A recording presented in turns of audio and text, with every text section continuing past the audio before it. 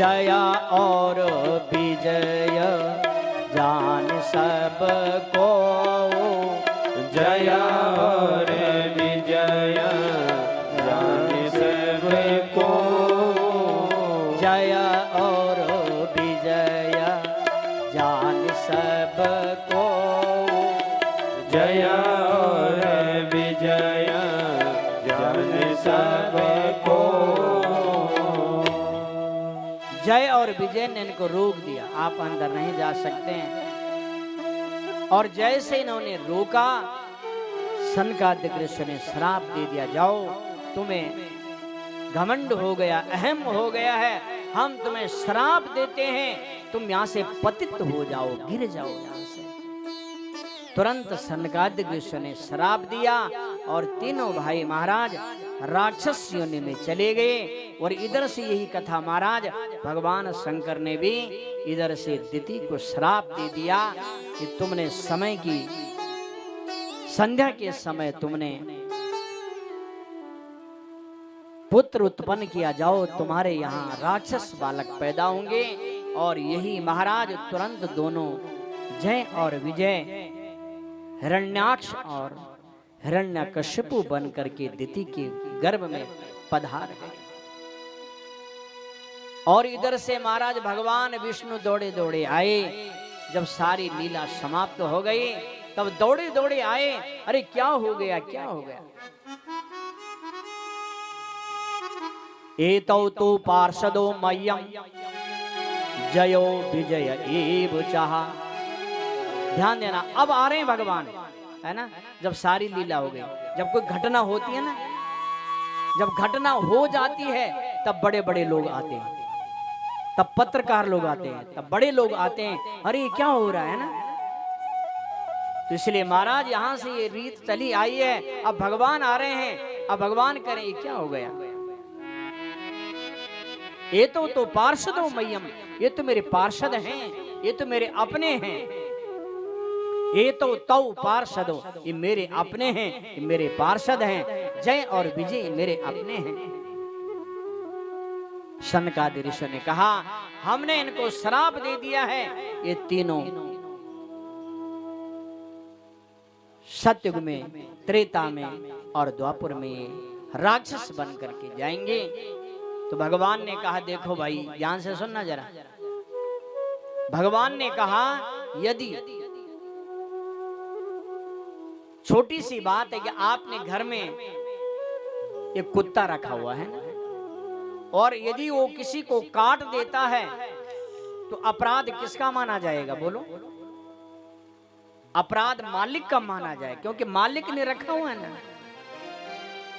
तो सबसे पहले मालिक की क्लास लगाई जाएगी कि तुमने ऐसा पालतू कुत्ता क्यों रखा हुआ। जो फालतू होगा उसको तो पूछने वाला नहीं है, लेकिन जो पालतू होगा मालिक को पकड़ा जाएगा। आपने कोई नौकर रखा है घर में, उसने किसी की चोरी कर दी, किसी को मार दिया, तो सबसे पहले मालिक पकड़ा जाएगा कि भाई तुम्हारा ये नौकर है, इसने ऐसा काम क्यों किया। तो भगवान ने कहा कि मैं मालिक हूं और ये मेरे पहरेदार हैं, ये मेरे सेवक हैं। अब इनसे गलती हो गई, अब आपने इनको श्राप दे दिया, ये तीनों राक्षस बनेंगे। समझ रहे हैं, ये तीनों राक्षस बनेंगे।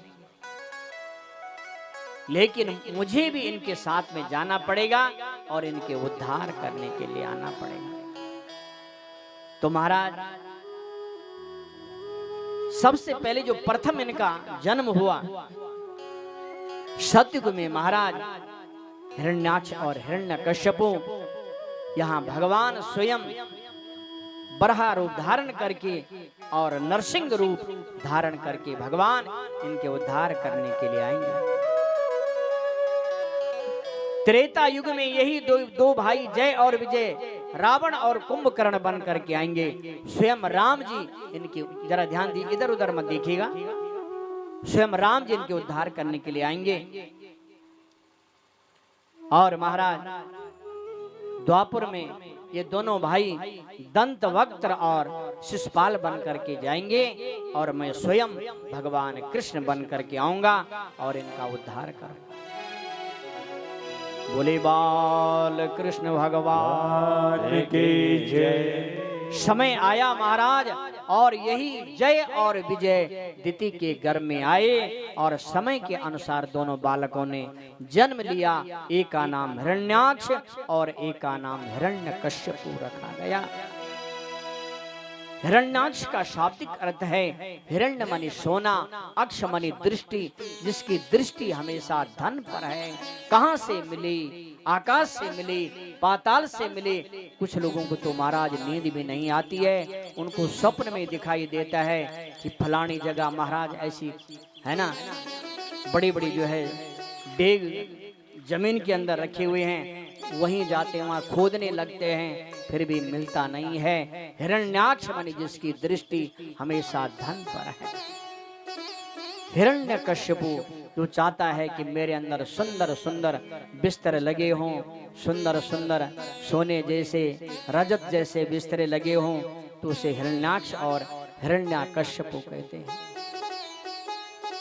और महाराज यहां से हिरण्याक्ष ने इतना तप किया कि महाराज उसने तप करके ब्रह्मा जी को प्रसन्न किया और महाराज उसने वरदान मांगा और इतना प्रभावशाली हो गया, उसने पूरी धरती का ही हरण कर दिया। ध्यान देना, हिरण्याक्ष ने पूरी धरती का हरण किया और धरती को चुरा करके रसातल में ले गया।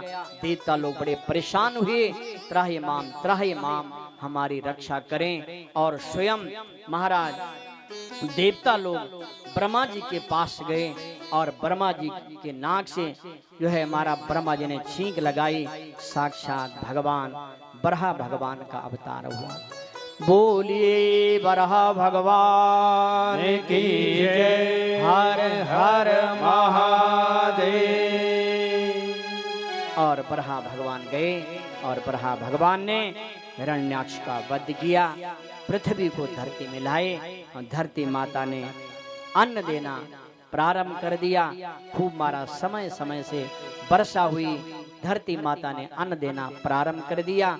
और महाराज जब हिरण्याक्ष का वध हो गया तो सारे देवताओं ने प्रार्थना की, क्योंकि सबकी श्वास बिल्कुल महाराज अटक गई थी, क्योंकि हिरण्याक्ष ने महाराज देवताओं का जीना हराम कर दिया था। सारे देवताओं ने प्रार्थना की, हे प्रभु यम योगिनो योग समाधिना रहो ध्यायन्ति लिंगास दशतो मुमुक्षया तस्यैव तस्यै वृषभं पदाहतु मुखं प्रपश्यत् तनुमुत् ससर्जः। इस प्रकार से हे प्रभु, जो योगी लोग आपको रात दिन याद करते हैं, साधना करके समाधि लगा करके ध्यायन्ति आपका ध्यान करते हैं, हे प्रभु फिर भी उन्हें मुक्ति नहीं मिल सकती है। लेकिन मेरे गोविंद, हमने आपके दर्शन से हे प्रभु अनेक अनेक प्रकार से भगवान की स्तुति की। बोले बाल कृष्ण भगवान की जय।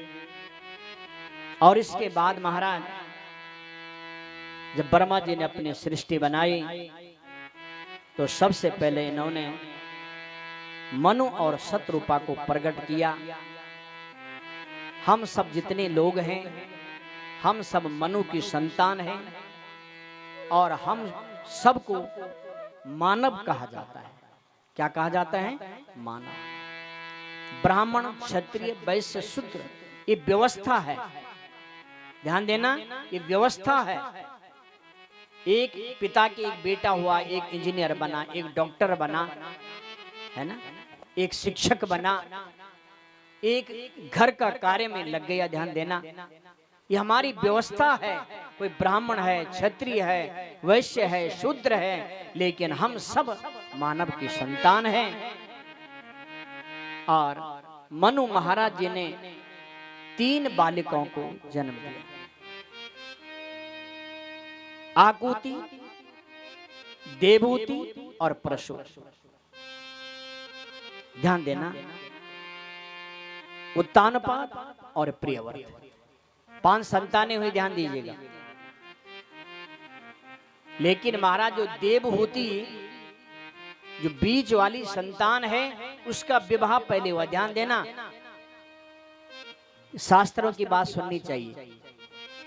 कभी कभी क्या होता है कि जो बड़ा बेटा होता है उसका ब्याह बाद में होता है और छोटे का ब्याह पहले होता है। कभी क्या होता है जो मंझली बेटी है उसका ब्याह पहले हो जाता है और बड़ी का ब्याह बाद में होता है। ये हमारे सृष्टि से चल के आ रहा है, इसमें घबराने की बात नहीं। जिसका संयोग लग जाए उसका ब्याह कर देना चाहिए।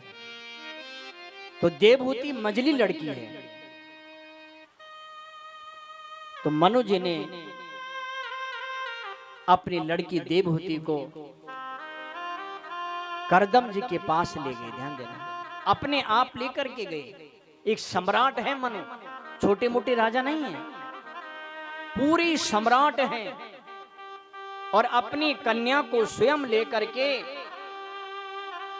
करदम जी महाराज तप कर रहे हैं। विदित्वा तब चैतन्ये पुरैव समयोजित यदर्थमात्मनियमय तवैवाहं समर्चितः।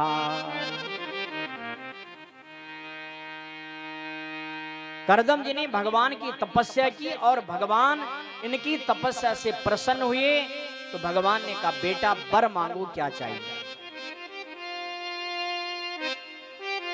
तो करदम जी ने कहा कि हे प्रभु, मेरी एक ही इच्छा है कि आप मेरा बेटा बन करके आए। क्या मांगा? आप मेरा बेटा बन करके आए। भगवान ने कहा, जाओ, आपका मनोरथ पूर्ण हुआ, मैं आपके घर में बेटा बन करके आऊंगा।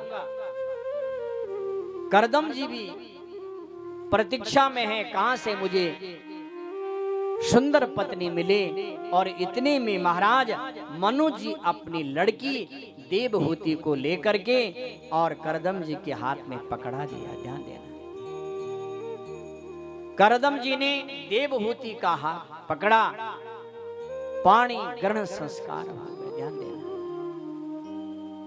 पाणी ग्रहण संस्कार किसे कहते? पाणी मनी हाथ, इसको पाणी कहते हैं। जिसने एक बार हाथ पकड़ लिया, समझ लो आपका पाणी ग्रहण संस्कार हो। मनु महाराज जी चले गए। ध्यान दीजिएगा, देवहूति करदम जी के साथ बैठी हुई है। करदम जी बैठे बैठे महाराज आंखें बंद हो गई, समाधि लग गई।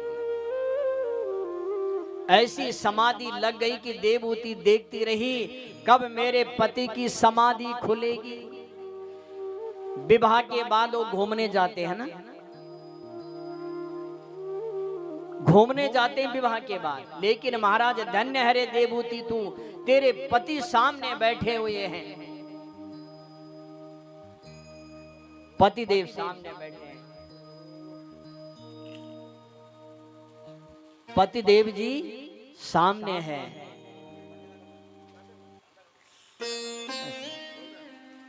समाधि लग गई, महाराज बैठे हुए हैं। देवहूति देख रही है, देवहूति देख रही है, कब मेरे पतिदेव जी के आंखें कब खुलेगी, कब खुलेगी मेरे पतिदेव की आंखें।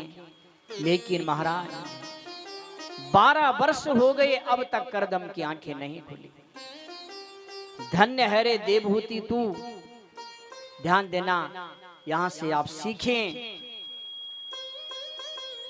दाम्पत्य जीवन कैसा होता है।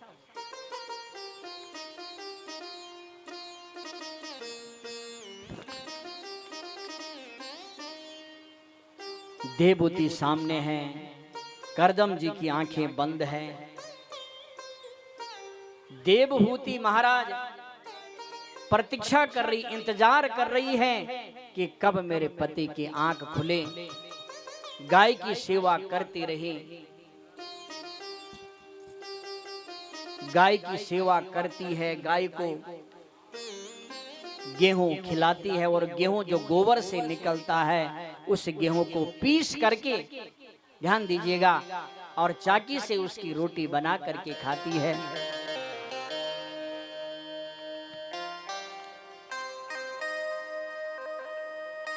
12 वर्ष जब पूरे हो गए तब जाकर के करदम जी की समाधि खुली।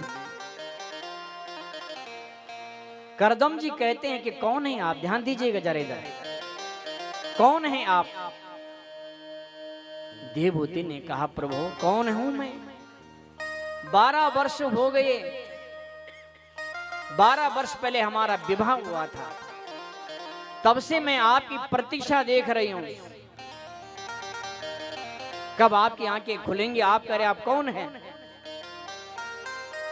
करदम जी ने ध्यान लगाया, करदम जी को पता चल गया कि 12 वर्ष पहले हमारा इनसे विवाह हुआ।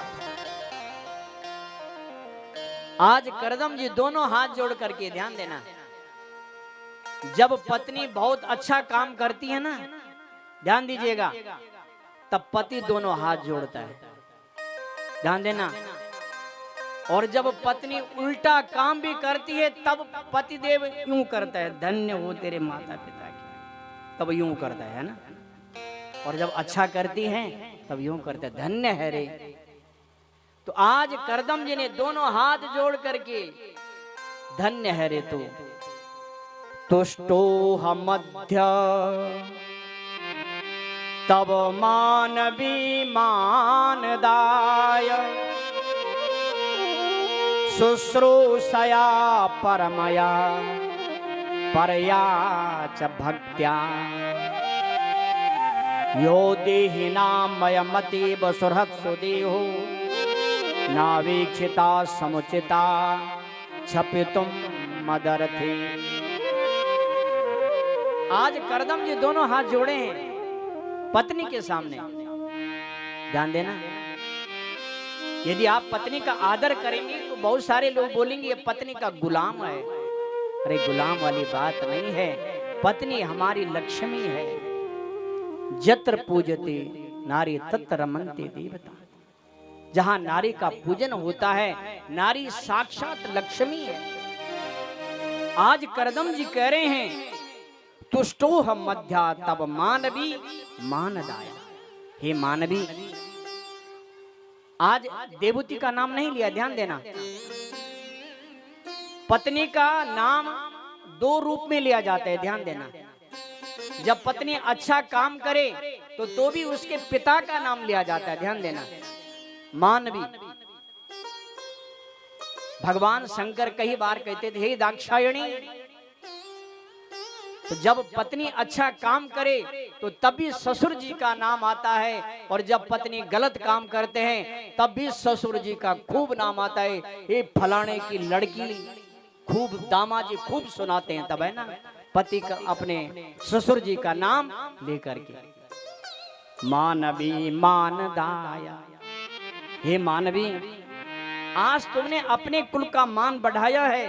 शुश्रूषया परमया परया च भक्त्या, जो तुमने हमारी सेवा की 12 वर्ष तक, और तुम 12 वर्ष तक बैठी रही और तुमने मेरी प्रतीक्षा की।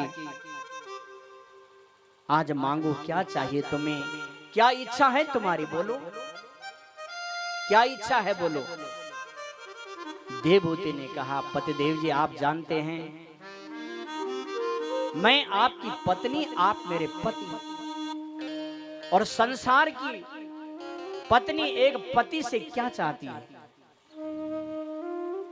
मैं मां बनना चाहती हूं।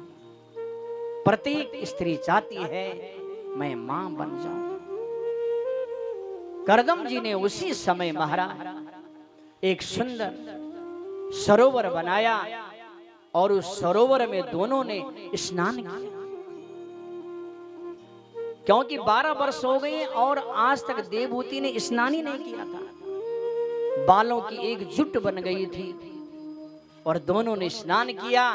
महाराज एक 20 साल का बन गया, एक 16 साल के बन गया, जवान हो गए। विमानम कामगम छत्तस तहरो बाबिरम चीकर। उसी समय एक विमान तैयार किया और महाराज कामक विमान तैयार किया और इस विमान पर बैठे, ध्यान देना, आज हवाई जहाज चलते हैं ना, ये पहले से ही चलते हैं। उस समय तो महाराज एक घड़ी में विमान बन जाता था, जैसा चाहे वैसा बनाओ, चाहे जल वाला, चाहे थल वाला, चाहे नभ वाला बना दो। और कामक विमान तैयार किया और इस विमान पर बैठ करके और अपनी पत्नी को सारा तीर्थाटन कराया, यात्रा करवाई और भगवान की कृपा हुई महाराज, यात्रा का ऐसा फल मिला, इनके घर में सुंदर 9 कन्याओं का जन्म हुआ। बोले बाल कृष्ण भगवान की जय। 9 कन्या आ गई। अब करदम जी ने कहा देवी ठीक हो गया ना, तू यही चाहती थी ना कि मेरे घर में कोई संतान हो जाए, अब मुझे जाने दे। जो हमारा मुख्य प्रयोजन है उसको भूलना नहीं चाहिए। संसार में आए, अपना कर्म पूरा करो, उसके बाद फिर भगवान की भक्ति में लग जाओ। तो करदम ने कहा ठीक है, अब तुम्हारे पास बिटिया आ गई है, अब मुझे जाने की आज्ञा दो और मैं भगवान का भजन करूं। देवदूत ने हाथ जोड़े, देखो प्रभु, मैं आपको भगवान की भक्ति के लिए रोकती नहीं हूँ, लेकिन कम से कम 9 लड़कियां हैं, उनको पढ़ाना लिखाना विवाह करना ये भी तो एक पिता का कर्म होता है। फिर महाराज कुछ समय के लिए रुक गए और इन्होंने पहली लड़की जो कला थी उसका विवाह ब्रह्मा जी के पुत्र मरीचि से संपन्न किया और दूसरी जो पुत्री थी अनुसुईया उसका अत्रि से विवाह हुआ, श्रद्धा का अंगिरा से और हबीरभू का पुलस्त से, गति का पुलहा से, क्रिया का कर्तु से, ख्याति का भृगु से, अरुंधति का विवाह वशिष्ठ महाराज जी से संपन्न हुआ और शांति का विवाह अथर्व ऋषि से हुआ। ध्यान दीजिएगा, 9 कन्याएं महाराज, और 9 कन्याओं को ऐसा वर मिला, बहुत पढ़े लिखे थे, चारों वेदों के ज्ञाता थे। आज लोग घबरा जाते हैं, एक बेटी हो जाए, 2 बेटियां हो जाए, 3 बेटियां हो जाए। ध्यान देना, पुराने लोगों के पास 5-5, 7-7, 9 बेटियां थी। ध्यान देना, जिनकी 7 बेटियां 9 बेटियां हैं, उनको ऐसे बढ़िया दामाद मिले महाराज, बहुत अच्छे से अच्छे मिले। तो कहा देवी अब तो ठीक हो गए ना, अब जाने दो ना मुझे। बोलो नहीं महाराज, अभी एक काम और है। जब आप तप कर रहे थे ना, तो भगवान ने कहा था कि मैं तुम्हारे घर में बेटा बन करके आऊंगा। तो महाराज कुछ समय रुक गए और भगवान की कृपा हुई। तस्याम बहुत थे काले भगवान मधुसूदना कारदमं वीर्यमापन्नो जज्ञेष्ण रिवदारुणे। भगवान की कृपा हुई महाराज, इनके घर में साक्षात भगवान का प्राकट्य हुआ। ध्यान देना, यदि आपकी गृहस्थी अच्छी है तो आपके घर में भगवान पुत्र बन करके आएंगे। समझ रहे हैं?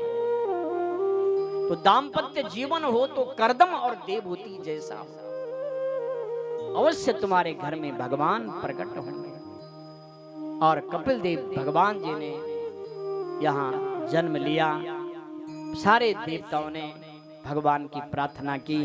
परम प्रधानम पुरुषम महंतम कालम कविम त्रिवृत लोकपालम आत्मानुभूत्यानुगत प्रपंच स्वच्छंद शक्तिम कपिलम प्रपद्ये। ऐसे भगवान कपिल महाराज जी परमात्मा अपनी इच्छा से आते हैं और अपनी इच्छा से जाते हैं, स्वच्छंद हैं। और हम जितने भी जीव हैं, हमको धक्का मार करके भेजा गया है, जबरदस्ती है ना। जो अपने मन का काम होता है वह आनंद आता है, और जो बेमन होता है वह आनंद नहीं आता है। आप भोजन भी बना रहे हैं, यदि मन से बना रहे हैं तो आनंद आएगा, यदि आपका मन नहीं होगा तो आनंद भी नहीं आएगा। समझ रहे हैं आप? तो हम जितने भी जीव हैं, हमको धक्का मार करके भेजा गया है, इसलिए हम भटके हुए हैं, इसलिए हम परेशान हैं। और भगवान स्वच्छंद है, अपनी ही इच्छा से आते हैं और जाते हैं। अब तो करदम जी ने कहा देवहूति अब तो जाने की आज्ञा दीजिएगा, अब बेटा हो गया, बेटियों का ब्याह हो गया, तो अब तो मुझे जाने दो, अब तो जाने दीजिएगा। तो अब तो महाराज देवहूति ने अपने पति देव जी को कहा कि अब जाओ और भगवान का भजन करो। यही ग्रस्त है, ध्यान देना, ग्रस्तों की कथा है कि कितना हमारा ध्यान ग्रस्त में होना चाहिए और कितना परमात्मा पर होना चाहिए। और महाराज आज करदम जी चले गए और कहा हे कपिल, अब इसके बाद ये भार तुम्हारे कंधों पर है। ध्यान देना, जो हमारी माताएं हैं, स्त्री जो वर्ग है, सबसे पहले वो पिता के घर में रहती है ना, तो पिता के अनुसार चलना पड़ता है। शादी हो गई तो पति के अनुसार चलना पड़ता है। यदि पति नहीं है तो पुत्रों के अनुसार चलना पड़ता है। समझ रहे हैं आप? यानी हमारी जो नारियां हैं, स्त्री जो माताएं हैं, वो स्वच्छंद नहीं है, वो हमेशा किसी न किसी के, पहले बेटा के, फिर पति के, पहले पिता के, उसके बाद पति के, अंत में बेटा के, है ना।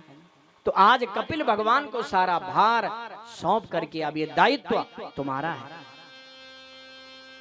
आज कपिल भगवान जी और मां देवहूति बैठे हुए हैं और देवहूति अपने पुत्र के सामने बैठ गए। ध्यान देना, बड़ी सुंदर दिव्य कथा है, बहुत सुंदर कथा है, आप श्रवण करें। वक्ता है कपिल देव, पुत्र है और मां सामने बैठी है। मां ने कहा बेटा, निर्वृणांतराम भूमन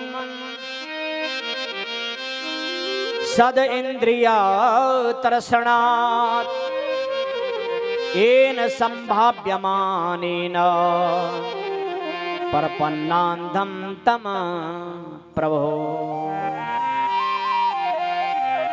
निर्वृणा नितराम भूमन, बेटा मैं एक सम्राट की बेटी हूं, मनु की बेटी हूं, और उसके बाद में एक करदम की पत्नी। ध्यान देना जरा, किसी प्रकार की कोई कमी नहीं रही, पिता के घर में भी कोई कमी नहीं रही और पति के घर में भी कोई कमी नहीं रही, फिर भी असद इंद्रिय तर्षणा, फिर भी मेरी जो इंद्रियां है, मेरा जो ये मन है, वो तृप्त नहीं हुआ है। ध्यान देना, अतृप्त है मेरा मन। येन संभाव्यमानेन परपन्नांधम तम प्रभो। इसलिए हे प्रभु, अपने पुत्र को प्रभु करी, हे भगवान। ध्यान देना, मां यशोदा ने, कौशल्य ने कभी अपने पुत्र को प्रभु नहीं कहा, भगवान नहीं कहा, लेकिन मां देवहूति अपने पुत्र को प्रभु कह रही है। तमांधम तम प्रभु, हे प्रभु, मेरे अंदर जो अज्ञान है उस अज्ञान को निकाल दो, क्योंकि मेरी जो इंद्रियां हैं आज तक ये तृप्त नहीं हो पाई है।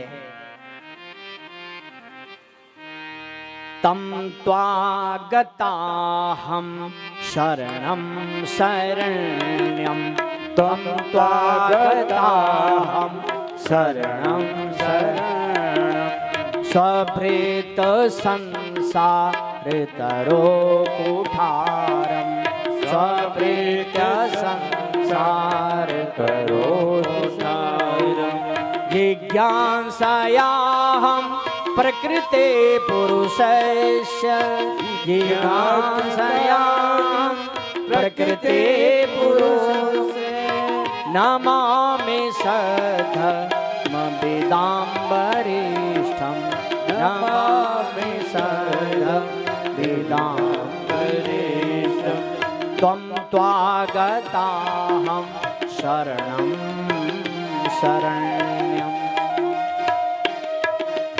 आज देवहूति दोनों हाथ जोड़ करके तम त्वा गता हम शरणम शरण्यम। बेटा आज मैं तेरी शरण हूं,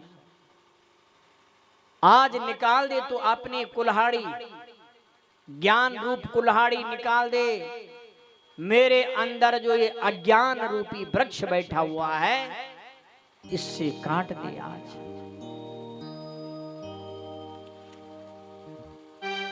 कपिल भगवान ने कहा, मां यदि आप उस परम तत्व की इच्छा है, आप वो जानना चाहते हैं, आप मोक्ष प्राप्त करना चाहते हैं, तो मां सबसे पहले सज्जनों का संग करो, अच्छे लोगों का संग करो, सत्संग करो। तो कहा बेटा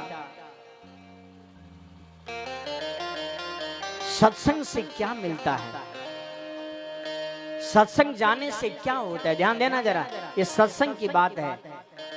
तो कहा मां यदि आप सत्संग में जाओगे तो धीरे धीरे आपके कान पवित्र हो जाएंगे, आपका मन पवित्र हो जाएगा और धीरे धीरे वो ज्ञान आपके हृदय में उतरेगा और एक दिन आप ज्ञानी हो जाएंगे। और जब आपको ज्ञान हो जाएगा आपको मोक्ष प्राप्त हो जाएगा। ध्यान दें, एक माता जी ऐसे सत्संग में जाती थी, सत्संग में जाती थी। अब शाम को बहू रानी ने पूछा, ध्यान देना जरा, बहू ने पूछा सासू जी आज कथा में गई थी, व्यास ने क्या कथा सुनाई। सासू बोली, बहू रानी यहाँ से सुना और यहाँ से निकाल दिया। जय जय श्री राधे, है ना, यहाँ से सुना और यहाँ से निकल गया, कुछ याद नहीं है। तो सासू बहू ने कहा फिर क्यों जाती हो, कथा में जाना बंद कर दे, कहीं पांव टूट जाएगा तो लेना का देना पड़ जाएगा। और बहू ने अपने पति से बता दिया, अपने माँ को अब कल से कथा में मत भेजना, इसके पल्ले तो कुछ पड़ता नहीं है और कहीं टांग टूट जाए तो लेने का देना पड़ जाएगा, है ना। तो अब बेटे ने कहा माँ अब सत्संग में मत जाना, कहीं गिर जाएगी मर जाएगी, है ना। और इसका सत्संग में जाना बंद करा दिया। अब सोचा हे भगवान क्या होगा, घर में क्या करूं। वो बुद्धिमान थी, सत्संग में गई थी ना, तो सत्संग का रंग तो कुछ और ही होता है। शाम को अपनी बहू से बोला, बेटे से बोला, बेटा सत्संग में छोड़ दो पर अब मुझे हरिद्वार ले जाओ, मैं स्नान करके आऊंगी, वहां तो सुनना नहीं पड़ेगा ना, वहां तो नाना है। अब बहू ने कहा वहां तो 10 रुपए में काम चल जाता था, कथा में माता जी हाथ में 10 रुपए दे दिए कि माता जी 10 रुपए चढ़ा देना, हरिद्वार के लिए तो 1000 रुपए चाहिए। जय जय श्री राधे, कि मुझे हरिद्वार ले जाओ। अब बेटा बहू भी हरिद्वार चले गए, गाड़ी में बैठ गए। कहा बेटा एक छलनी भी ले चलना, छलनी जिसे हम आटा छानते हैं, और छलनी भी साथ ले चले। अब माता जी हरिद्वार गई तो माता जी किनारे पर बैठ गई। बहू ने कहा वहां जाओ ना, गंगा जी में स्नान करो। कहा बहू टांग टूट जाएगी तो तेरे परेशानी हो जाएगी, यही ठीक हूँ, ये छलनी ले जा और इस छलनी में पानी भर के ले आ और मेरा स्नान करा दे। बहू ने कहा सासू जी छलनी में पानी टिकता कहाँ है, तुम्हारा दिमाग खराब हो गया कथा सुन सुन करके। बोला बेटा तू ले आ, ये नहीं लाएगी। बेटा के पास दिया, बेटा गया और उसको गंगा जी में डुबोया, उसमें एक बूंद भी पानी नहीं। जब तक वो भरता माँ के पास आता छलनी खाली हो जाती है। सुबह से शाम हो गई, छलनी पर एक बूंद भी पानी टिका नहीं। कहा माँ तेरा दिमाग खराब हो गया। माँ ने कहा बेटा मेरा दिमाग खराब नहीं, खराब तो तुम्हारा दिमाग है और तुम्हारी बहू ने तुम्हारा दिमाग खराब किया। जय जय श्री राधे। जिस प्रकार से छलनी की स्थिति है, छलनी में पानी नहीं टिक सकता है, वैसा भी मेरा मन ऐसा छलने की तरह है। यहाँ ज्ञान तो टिकता नहीं है, पर कम से कम जैसे ये छलनी बार बार गंगा जी में गई और गंगा जी में जाने से ये छलनी पवित्र हो गई है, साफ हो गई है, चमक रही है, वैसे सत्संग में जाने से भी ज्ञान तो कुछ टिकता नहीं है, लेकिन सत्संग से, उस ज्ञान गंगा से मेरा मन पवित्र हो जाता है। बोले गंगा मैया की जय। हर हर महादेव। तितिक्षवा कारुणिका सुहृद सर्वदीना।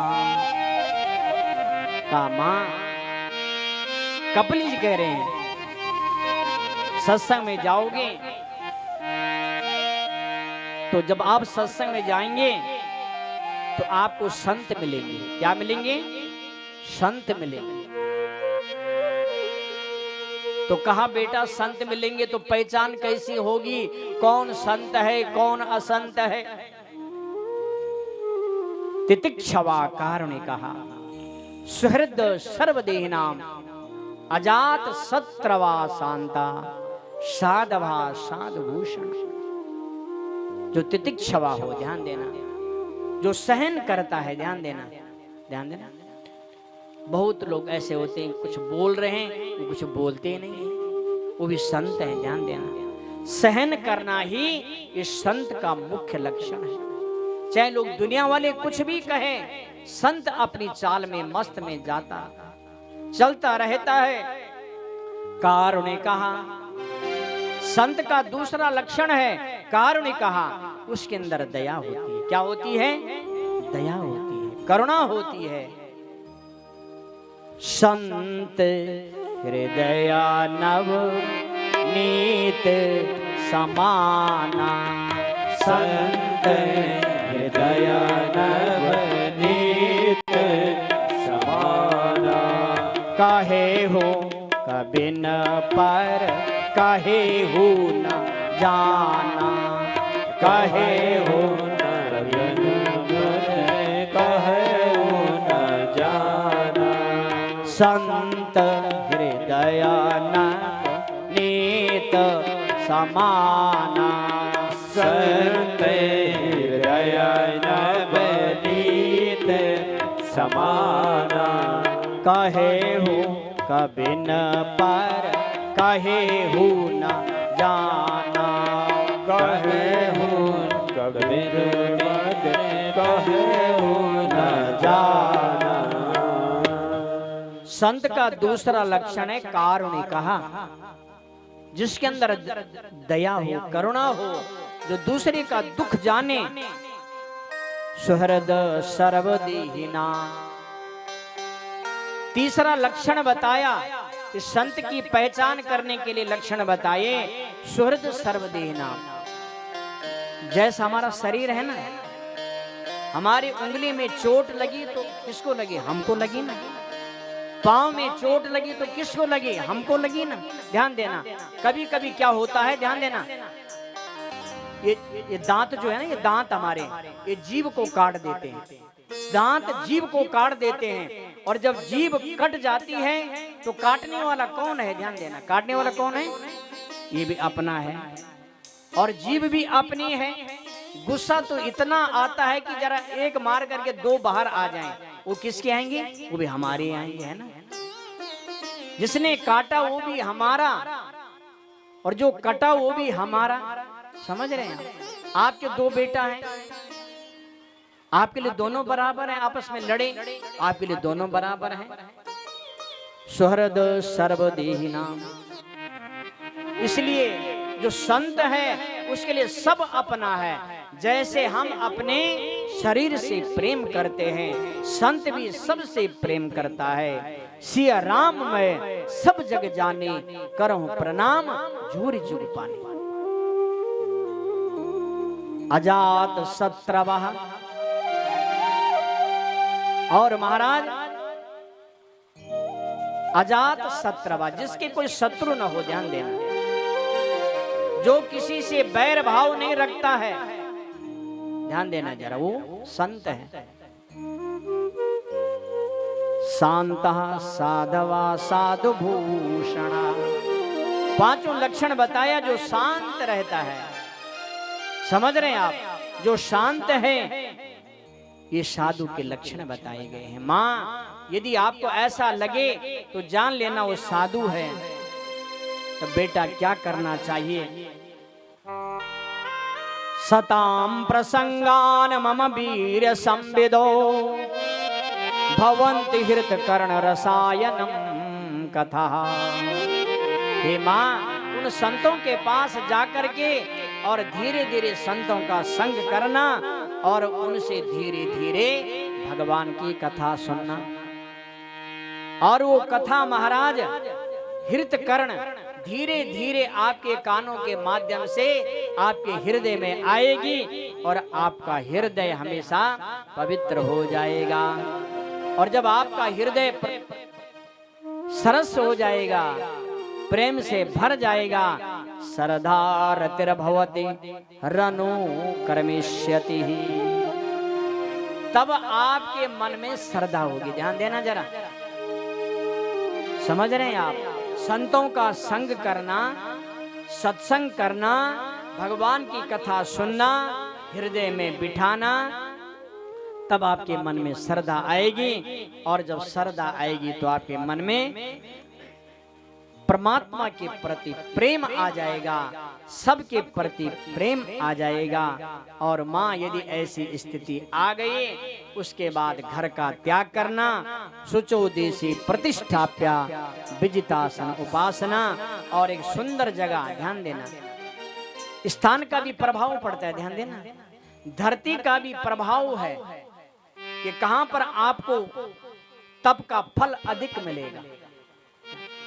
जो हम घर में कोई पूजा पाठ करते हैं उसका 10 गुना आपको मंदिर में मिलेगा, और मंदिर से 100 गुना फल आपको नदी के किनारे मिलेगा, उससे 1000 गुना फल आपको कैलाश पर्वत पर मिलेगा। इसलिए सुंदर देश का स्थान का निर्णय करके और भगवान का ध्यान करें। ध्यान की विधि बताई, ध्यान से सुनना जरा। ध्यान कहां से करना चाहिए? यदि आप भगवान की उपासना करते हैं तो ध्यान कहां से शुरू होता है? सबसे पहले भगवान के चरणों का ध्यान करना चाहिए। कहां का ध्यान? चरणों का ध्यान करना चाहिए, क्योंकि भगवान के जो चरण है, ध्यान देना, उन चरणों में जो ऊपर का हिस्सा है वो श्याम है। क्या है? श्याम है। वो गंगा, वो यमुना माँ है। क्या है? वो यमुना है। जो भगवान के जो नख चक्र हैं, ध्यान देना, वो श्वेत श्वेत है, वो महाराज गंगा है। क्या है? गंगा है। और भगवान के जो नीचे के तलवे हैं वो महाराज साक्षात सरस्वती है। तो कहने का भाव ये कि भगवान के चरणों में गंगा, यमुना और सरस्वती का वास है। इसलिए जो ध्यान करना हो भगवान के चरणों से ध्यान करना चाहिए, और धीरे धीरे उस ध्यान को महाराज ऊपर ले जाते हुए और भगवान के मुख मंडल का दर्शन करें।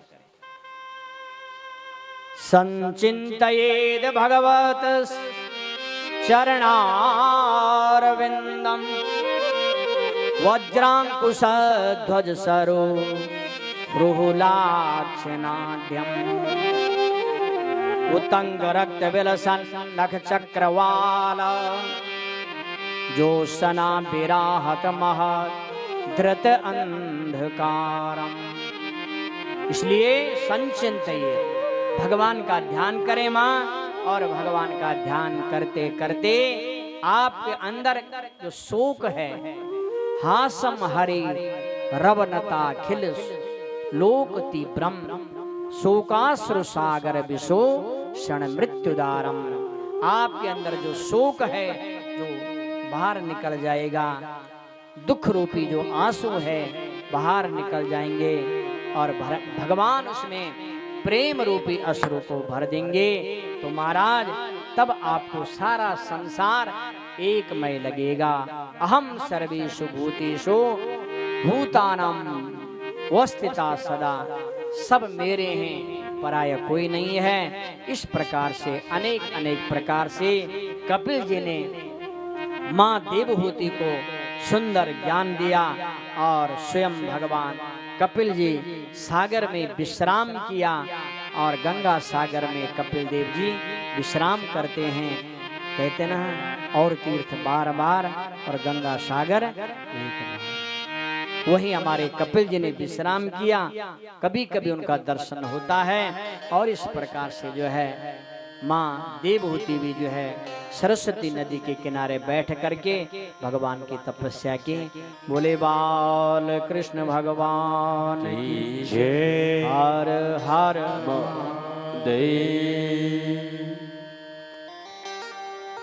मनोस्तु शतरूपायां त्रिसा कन्यास जग्रे आकूतिर्देवहूतिश्च परशुतिरितिविश्रुता। मनु महाराज जी की 3 कन्याएं हुई। जो मंझली कन्या थी देवहूति, उसकी आप कथा सुन चुके हैं। और जो सबसे बड़ी कन्या है आकुति, और आकुति का विवाह महाराज रुचि प्रजापति के साथ संपन्न हुआ। ध्यान देना, पुत्रिका धर्म से शास्त्रों में बहुत विशेष विशेष बातें बताई जाती है। इनको हमेशा अनुकरण करना चाहिए। तो आकुति पहली लड़की है, इसका जो विवाह हुआ पुत्रिका धर्म से हुआ। पुत्रिका धर्म होता है कि जो इसका बेटा होगा वो हमको दे देना, इसे पुत्रिका धर्म कहते हैं। कि रिश्ता तब होता है, पहले बात हो जाती है इसका जो बेटा होगा वो हमें देना, पुत्रिका धर्म से। जबकि इनके घर में बेटा भी है बेटी भी है, फिर भी इन्होंने अपने पुत्र का विवाह पुत्रिका धर्म से किया। और भगवान की कृपा हुई महाराज, तो इनका विवाह साक्षात और इनके रुचि प्रजापति के साथ इनका विवाह हुआ। और भगवान की कृपा से इनके घर में साक्षात यज्ञ पुरुष नारायण भगवान प्रकट हुए। बोली यज्ञ नारायण भगवान की जय। और यज्ञ नारायण इनके एक पुत्र बन करके आए महाराज। और इनकी पत्नी का नाम है दक्षिणा। यज्ञ नारायण का विवाह दक्षिणा से संपन्न हुआ। ध्यान दीजिएगा, 2 मिनट दूंगा आपका। कि साक्षात यज्ञ नारायण, जो हम ये विशाल यज्ञ करते हैं इसका नाम यज्ञ है। और यज्ञ संपन्न कब होता है, ध्यान देना, क्योंकि यज्ञ की पत्नी का नाम है दक्षिणा। क्या है? दक्षिणा। हमने बहुत बड़ा आयोजन किया, और जब तक हम दक्षिणा नहीं देंगे तब तक हमारा यज्ञ संपन्न नहीं होगा। और ध्यान देना, दक्षिणा का कई अर्थ है। एक दक्षिणा वो होती है, कोई कहीं पर बैठा हुआ है, हमने उसको 2 रुपए डाल दिए है ना, वो दक्षिणा नहीं होती, वो दान होता है। क्या होता है? जो आपकी श्रद्धा थी आपने दे दी। समझ रहे? दक्षिणा क्या होती है कि जो आपके घर में कोई ब्राह्मण आया है और उसने आपके घर में अनुष्ठान किया, 5 दिन किया, 7 दिन किया, 11 दिन तक किया, तो जो भी उसका मेहनत का जो फल होता है उसे दक्षिणा कहा जाता है। और अन्यत्र तो दान ही जो हम दे रहे हैं, हम दान दे रहे हैं, इसको हम दान नहीं कहते, इसको दक्षिणा कहते हैं। तो हम यज्ञ करते, अनुष्ठान जो करवाते हैं वो बिना दक्षिणा का संपन्न नहीं होता है। बोले यज्ञ नारायण भगवान की जय। हर हर महादेव। और महाराज करदम जी की एक पुत्री थी जिसका नाम था अनुसुईया, और इसका विवाह अत्रि ऋषि से संपन्न हुआ था। अत्रि जी के घर में कोई संतान नहीं थी, और एक दिन अत्रि जी पुत्र प्राप्ति के लिए तप करने गए और भगवान प्रसन्न हो गए। भगवान ने वरदान दिया, जाओ तुम्हारे घर में एको महीय भगवान विबुध प्रधाने चित्ते कृता प्रजननाय कथम नयोयम। और इनकी तपस्या से भगवान प्रसन्न हो गए। एक नहीं आए, 3 देवता प्रकट हो गए। कौन? 3 देवता प्रकट हो गए। तो महाराज कहा कि आप 3 देवता क्यों आए? बोला, महाराज आपकी पत्नी ने पिछले जन्म में बहुत तप किया था, बहुत तपस्या की थी। ये भी बहुत सुंदर कथा है, और समय नहीं हमारे पास। तो कहा कि तुम्हारी पत्नी अनसुया ने तप किया, और उसके तप से हम उनके तीनों देवता ब्रह्मा विष्णु महेश उनके पुत्र बन गए थे। बोले अनुसुईया मैया की जय। और भगवत कृपा से महाराज कहा कि हम तुम्हारे घर में सोमोद्भूत ब्राह्मणों सेना दत्तो विष्णोस्त योग दुर्वासा शंकर सांसो निबोधंगरे प्रजा। और भगवान की कृपा हुई महाराज, यही तीनों देवता ब्रह्मा जी के सोम नाम के पुत्र हुए, और विष्णु के अंश से इनके दत्तात्रेय पुत्र हुए। भगवान शंकर के अंश से दुर्वासा पुत्र हुए, 3 बेटा हुए। और इसके बाद जो मनु महाराज जी की सबसे छोटी लड़की है, उसका नाम है प्रसूति। ध्यान दें। और प्रसूति का विवाह राजा दक्ष से संपन्न हुआ। भगवान की कृपा हुई महाराज, यहां भी इनकी 16 कन्याएं हुई, 13 धर्म को ब्याई गई, 1 अग्नि को और 1 पितरों को ब्याई गई, और एक जो छोटी कन्या थी जिसका नाम था सती, और सती का विवाह भगवान भोलेनाथ से शंकर भगवान जी से संपन्न हुआ। बोले शंकर भगवान की जय। हर महादेव। एक बार महाराज बहुत बड़ा चुनाव हुआ। क्या हुआ? चुनाव हुआ। ये चुनाव पहले से होते हैं, आज से नहीं, पहले से चले आए। और महाराज दक्ष को प्रजापति बनाया गया। क्या बनाया गया? प्रजापति। ध्यान देना जरा। और जब ये प्रजापति बन गया, एक दिन प्रजापति ने एक बहुत बड़ी सभा रखी, और उस सभा में सारे देवता लोग आए। शंकर भगवान, विष्णु जी, इंद्रादि, ब्रह्मादि, सब देवता लोग आए। और सारे लोग दक्ष की जय जयकार कर रहे हैं। ध्यान देना जरा, जय जयकार हो रही है। उस सभा में भोलेनाथ जी भी बैठे हुए हैं। अब शंकर भगवान ने सोचा कि ससुर जी की ज्यादा ही जय जयकार हो रही है, ध्यान दीजिएगा, और ज्यादा जय जयकार हो जाएगी तो ये कुछ नहीं करेंगे। ध्यान देना, जब नेता कोई आता है ना चुनकर, उसकी ज्यादा जय जयकार हो जाए तो कुछ नहीं करेंगे। तो शंकर भगवान जी जान गए, तो सबने तो प्रणाम किया दक्ष को। शंकर भगवान मौन बैठ गए, देख रहे हैं, और दक्ष भी सबको देख रहा है, कौन मुझे प्रणाम कर रहा है, कौन नहीं कर रहा है।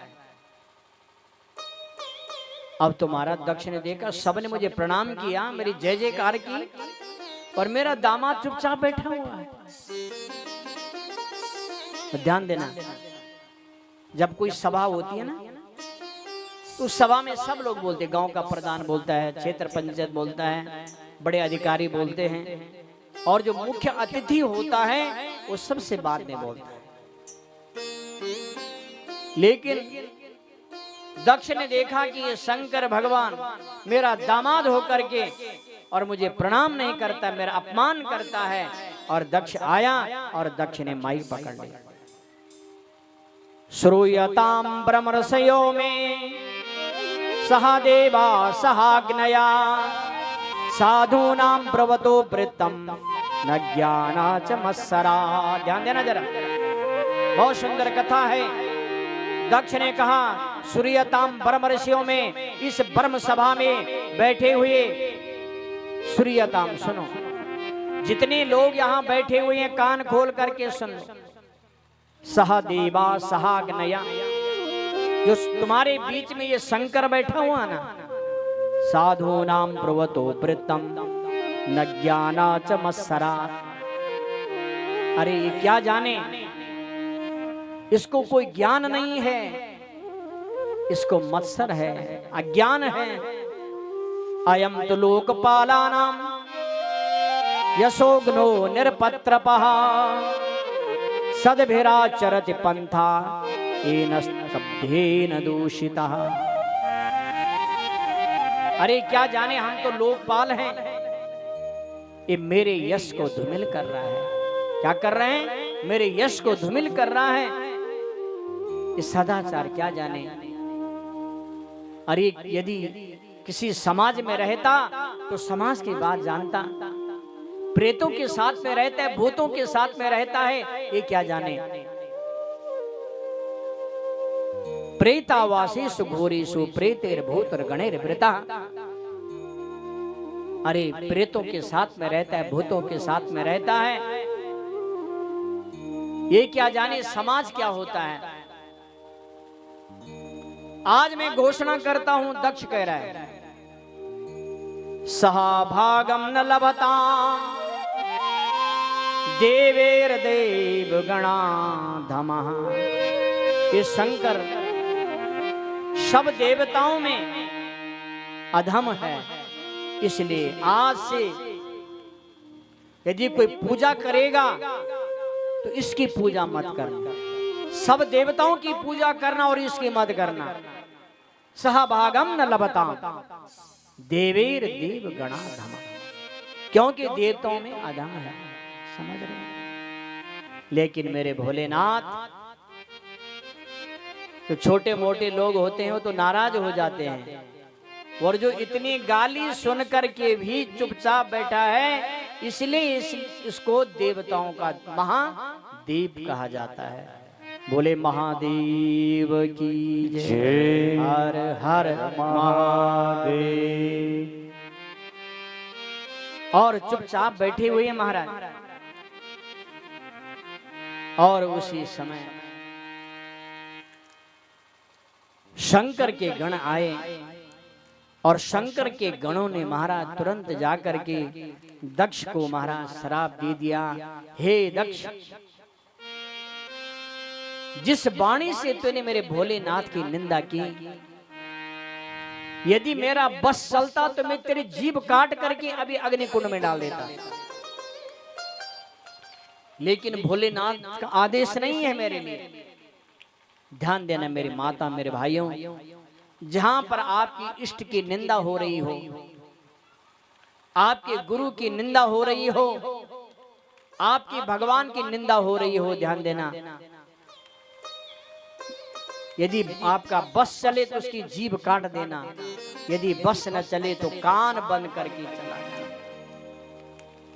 हरे हर निंदा सुना ही जो काना, हरे हरे निंदा सुनई जय काना, हरे हर निंदा सुना ही जो काना, हरे हरे निंदा सुनई जो काना। होई पाप गौ घात समान, होई पाप जो घात समाना, होई पाप गौ घात समाना, होई पाप गौ घात समाना। हरे हर निंदा सुना ही जो काना, हरे हरे निंदा सुनई जो काना। होई पाप गौ घात समाना। होई पाप जो घात समाना। तो महाराज जो शंकर के गण थे नंदे महाराज जी, उसने श्राप दे दिया, हे दक्ष, जिस मुख से तूने मेरे भोलेनाथ का अपमान किया, गाली दी, आज श्राप देता हूं, तेरी जो जीवा है ना ये बकरे की बन जाए। ध्यान देना जरा, बकरा जब म्या म्या करता है तो अपनी गर्दन कटवाता है। अरे देख ले, तेरी ये गर्दन एक दिन कट जाएगी, क्योंकि तू बकरे की तरह म्या म्या म्या कर रहा है। इधर से महाराज जो अन्य लोग थे, दक्ष के जो साथ में लोग थे, उन्होंने भी भगवान शंकरों के गणों को भी श्राप दे दिया। झगड़ा इतना बढ़ गया कि भोलेनाथ ने सोचा कि यदि मैं यहाँ रुक गया तो झगड़ा बढ़ गया। ध्यान देना जरा, यदि दो पक्षों में झगड़ा हो रहा हो तो ध्यान देना, एक पक्ष को शांत हो जाना चाहिए। यदि एक पक्ष शांत नहीं हो जाएगा, जाना पड़ेगा कोर्ट, जाना पड़ेगा हाई कोर्ट, जाना पड़ेगा सुप्रीम कोर्ट, है ना। इसलिए एक पक्ष को शांत हो जाना चाहिए, ये नियम है। और भोलेनाथ जी चुपचाप सहन करके और कैलाश में चले गए। बोले शंकर भगवान की जय। भोलेनाथ से निराला, गौरीनाथ से निराला कोई और नहीं। भोलेनाथ से निराला, गौरीनाथ से निराला कोई और नहीं। भोलेनाथ से निराला, गौरीनाथ से निराला कोई और नहीं। भोलेनाथ से निराला, हाथ खड़े करिए, भोलेनाथ से निराला कोई और नहीं। भोलेनाथ से निराला, गौरीनाथ से निराला कोई और नहीं। भोलेनाथ से निराला, गौरीनाथ से निराला कोई और नहीं। और नहीं कोई और नहीं। और नहीं कोई और नहीं। भोलेनाथ से निराला, गौरीनाथ से निराला कोई और नहीं। भोलेनाथ से निराला कोई और नहीं। उनका डमरू डम डम बोले, उनका डमरू डम डम बोले, अगम निगम के भेद खोले, अगम निगम के भेद खोले। उनका डमरू डम डम बोले, उनका डमरू डम डम बोले, अगम निगम के भेद खोले। आओ से निगम के भेद खोले।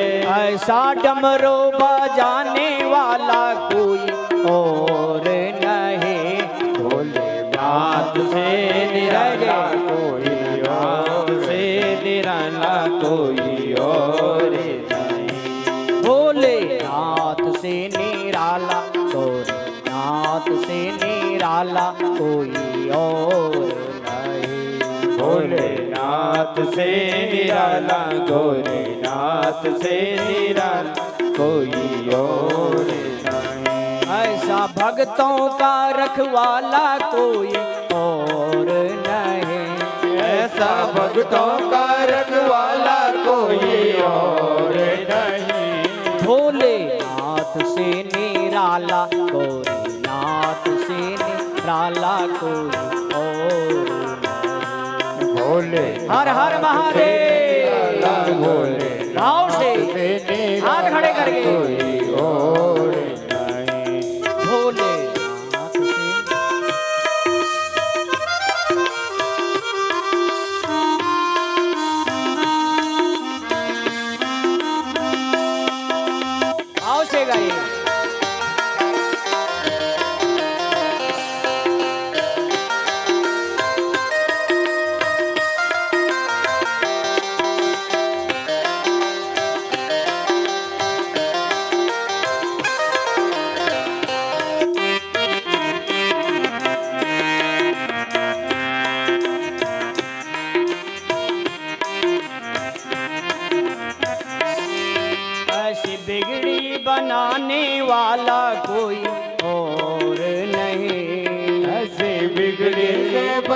बनाने वाला कोई और नहीं।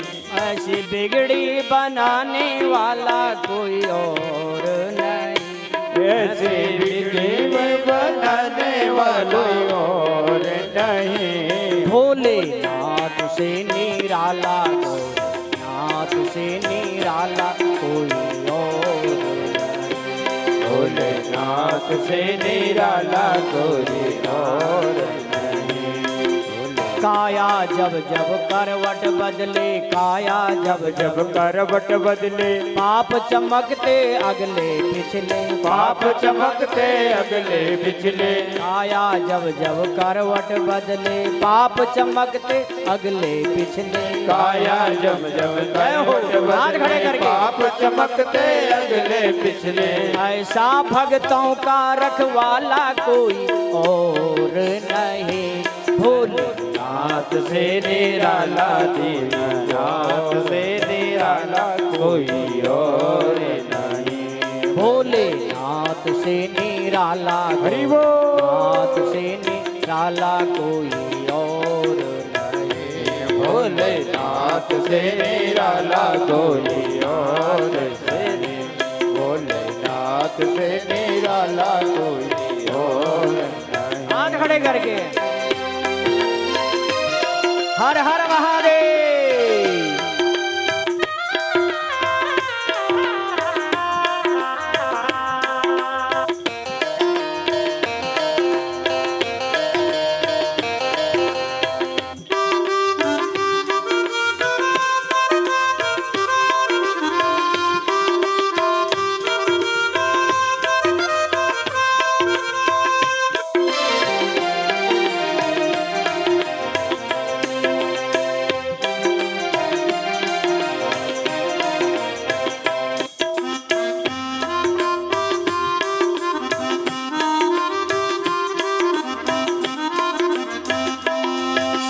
तुमने जग का कष्ट मिटाया मुझको स्वामी क्यों बिसराया। तुमने जग का कष्ट मिटाया मुझको स्वामी क्यों बिसराया। तुमने जग का कष्ट मिटाया मुझको स्वामी क्यों बिसराया। तुमने जग का कष्ट मिटाया मुझको स्वामी क्यों बिसराया।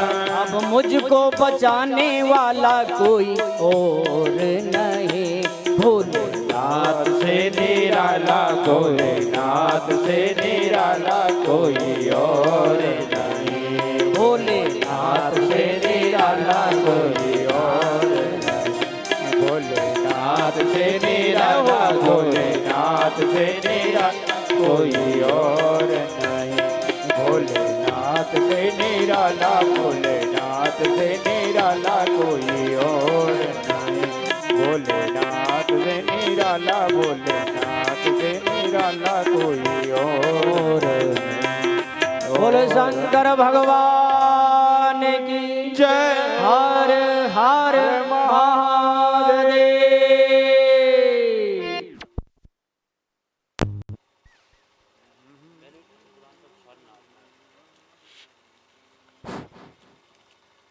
जय जय श्री राधे। भगवान शंकर जी इस सभा से चले गए और कैलाश पर्वत में ध्यान दीजिएगा। और महाराज भगवत कृपा से भोलेनाथ जी ने इस चर्चा को किसी से नहीं किया। क्या है इस चर्चा को किसी से भी क्या, यहाँ तक कि सती से ये बात नहीं बताई कि आज तुम्हारे पिताजी ने मेरा अपमान किया। ध्यान देना, ध्यान दीजिएगा जरा इधर। आज के लोग होते और यदि ससुर और दामाद के बीच में झगड़ा हो जाता है तो तुरंत महाराज ये अपने पत्नी से कहते हैं, देख देख वो 2 कौड़ी का तेरा बाप है ना, मेरा अपमान किया उसने।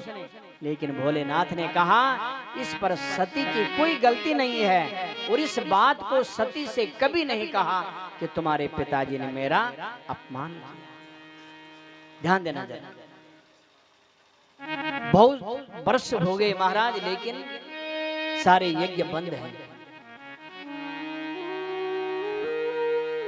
क्योंकि भगवान शंकर ने तो महाराज सब देवताओं को बोल दिया आज के बाद जो यज्ञ होगा उसमें भगवान शंकर की पूजा नहीं होगी, इसलिए लोगों ने यज्ञ करना बंद कर दिया। तो अब दक्ष ने कहा कि यज्ञ बंद हो गए तो मैं राजा हूं, मेरे उसमें तो यज्ञ होना चाहिए। स्वयं दक्ष ने महाराज हरिद्वार कनखल में बहुत बड़े यज्ञ का आयोजन किया। सारे ब्राह्मणों को बुलाया गया, बड़े बड़े ऋषि वेदज्ञ ब्राह्मण, सारे देवता लोग भी आए, लेकिन महाराज केवल भोलेनाथ को नहीं बुलाया गया। और ध्यान देना, जिस यज्ञ में भगवान शंकर की पूजा नहीं होगी वो यज्ञ कभी सफल नहीं होगा। समझ रहे हैं? यज्ञ प्रारंभ हो गया, सब लोग जा रहे हैं महाराज, सब लोग यज्ञ में जा रहे हैं। सारी बेटियां जा रही है, अपने अपने रथ में बैठ करके जा रही है। इतने में महाराज जब लड़कियां जा रही थी कैलाश से,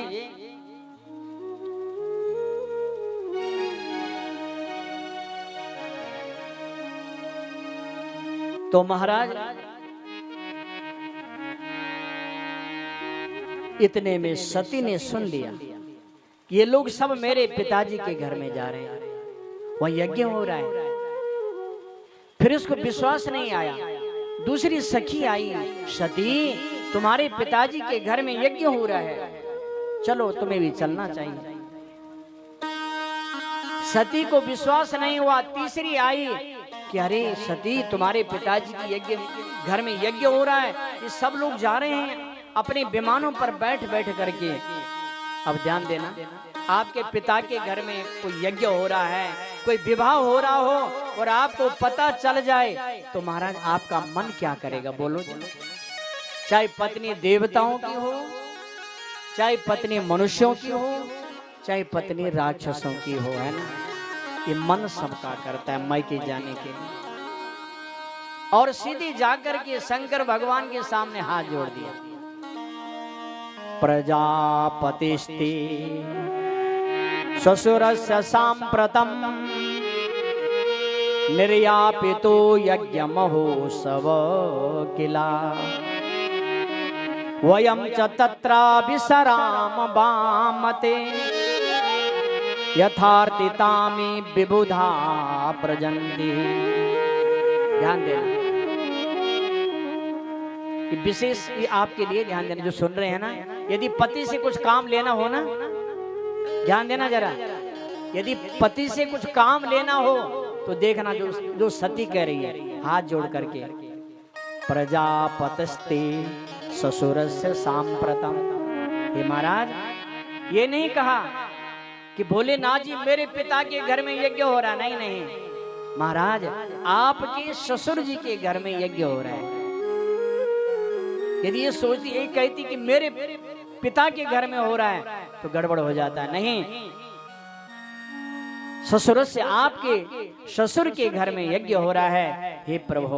और यज्ञ छोटा नहीं है, महोत्सव, बहुत बड़ा महोत्सव हो रहा है, बड़ा यज्ञ हो रहा है, इसलिए प्रभु हमको भी चलना चाहिए। शंकर भगवान ने इसकी बात सुनी नहीं। दोबारा कहा, महाराज मैंने कुछ कहा आपने सुना नहीं? बोला हाँ सती मैंने सुन लिया है, तो चलो हम भी चलते हैं, पिता के घर में यज्ञ हो रहा है, जाना चाहिए। भोलेनाथ ने कहा देखो सती, बहुत अच्छी बात है तुम्हारे पिता के घर में यज्ञ हो रहा है, पर कम से कम चाहे प्रेम हो चाहे न हो, पत्र तो सबको देना चाहिए, है ना? जो निमंत्रण होता है वो सबको देना चाहिए। जो 2 भाई होते ना या 5 भाई 4 भाई, जब उनका चूल्हा भी अलग अलग हो जाता है, उनको भी बोलना पड़ता है कि आज हमारे घर में कोई कार्य है तो आपका भोजन भी यहीं पर होगा, है ना? तो चाहे बेटी है दामाद है, अब हमारे साली की शादी है, साले की शादी है, और ससुर जी फोन ही न करें, निमंत्रण न दें तो कैसे जाएं भाई? बोला तो जाएं कैसे? बिना बुलाए हमें जाना नहीं, क्योंकि तुम्हारे पिताजी ने हमारे लिए कोई निमंत्रण नहीं दिया और बिना निमंत्रण का जाना नहीं चाहिए। फिर भी देखो, हमारी माताओं की आदत होती है, चाहे अपने मायके पक्ष में कितनी भी गलती हो, फिर भी वो हमेशा अपने मायका का ही पक्ष रखती है। ध्यान देना जरा, है ना, ये सब माताओं की आदत होती है। हमारी पत्नी तो यही करती है, हमेशा हम चाहे कुछ भी करें लेकिन हमेशा अपने मायका का ही पक्ष रखती है। फिर भी सती, ये बात यहाँ से नहीं है, ये बात ऊपर से आई है, ध्यान देना, देवलोक से। कहा महाराज कोई बात नहीं है, हो सकता है कि निमंत्रण लिखने में कोई गलती हो गई होगी, मेरे पिताजी ने निमंत्रण दिया होगा लेकिन चिट्ठी आने में देर हो गई होगी, मौसम भी खराब है, न जाने कहां हमारी चिट्ठी रुकी हुई है। शंकर भगवान ने कहा देखो सती, ऐसी कुछ बात नहीं है, यदि तू सच मैं कहूं तो विश्वास मान ले मेरा, आज से बहुत वर्षों पहले तुम्हारे पिताजी और मेरे बीच में कुछ विवाद हो गया, कुछ झगड़ा हो गया और इसी कारण से तुम्हारे पिताजी ने मुझे पत्र नहीं दिया, यहाँ तक कि मुझे तो छोड़ो आपको भी नहीं बुलाया, मुझसे राग द्वेष के कारण, और तुमको भी नहीं बुलाया। कारण यही है कि तुमको नहीं बुलाया। फिर भी महाराज सती इस पक्ष को बार बार रख रहे।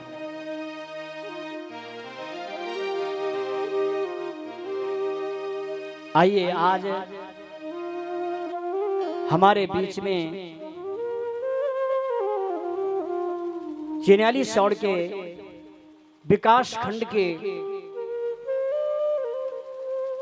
इस समय आपके प्रमुख साहब जी श्री रणवीर सिंह महंत जी आपके बीच में पधारे हैं और इनका बहुत बहुत साधुवाद, बहुत बहुत धन्यवाद है।